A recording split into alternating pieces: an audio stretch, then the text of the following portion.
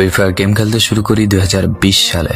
এলাকার ভাই ব্রাদার গুলোকে দেখতাম রাতে এক জায়গায় বসে বসে শুধু চিল্লাচিল্লি করতো। একদিক দিয়ে ভালো লাগতো, অন্যদিক দিয়ে মনে হতো এরা এমন চিল্লাচিল্লি কেন করে, চারজন করে। তারপর তাদের কথা মতো তাদের মতোই শুরু করি ফ্রি ফায়ার গেম।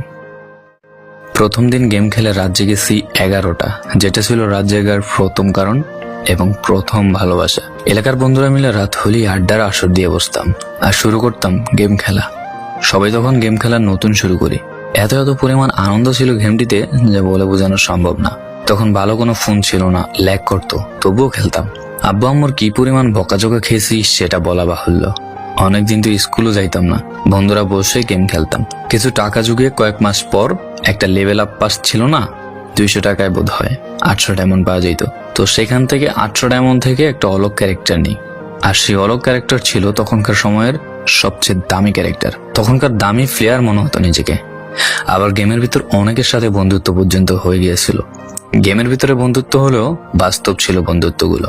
তখন ফ্রি ফায়ারে ডু পার্টনার সিস্টেমটা ছিল না, তাই কোনো মেয়ে গেমেও ছিল না। তারপর যখনই মেয়েরা গেমটা শুরু করে তখনই আস্তে আস্তে গেমের আনন্দ নষ্ট হয়ে যায়। অনেক বেশি র্যাম প্রয়োজন হতো, তো তাই গেমটা খেলতে ভালো একটা ফোনের প্রয়োজন হইতো। কিন্তু তখন ফোন ছিল না, কোনো রকম একটা ফোন দিয়ে খেলতাম গেমটা। ভাবতাম একটা ভালো ফোন হইলে গেমটা আরো সুন্দর করে খেলতে পারতাম, ল্যাগ করতো না ইত্যাদি। কত আনন্দই না ছিল তখন। প্রতি সপ্তাহে শুক্রবার বসে সবাই গিল্ডের গ্লোরি ফুল করতাম একটা কাস্টমের জন্য। পরের দিন সবাই মিলে আনন্দ নিয়ে একটা একটা করে কাস্টম খেলতাম। আমার জীবনের প্রথম 3 বছরের ভালোবাসা। কোনো মেয়ের জন্য আমি গেমটাকে কখনো ইগনোর করি নাই। যখন মন খারাপ থাকতো গেমটা খেলতাম একা একা। একটা ভয় পাইলেই তৎক্ষণাৎ মন ভালো হয়ে যাইতো, মুখে সব সময় একটা মৃদু হাসি থাকতো। এখন আমার কাছে গেমটা খেলার মতো অনেক ভালো একটা ফোন আছে, আমার কাছে এখন অনেক ভালো কালেকশন আছে, টপ আপ করার জন্য টাকাও আছে।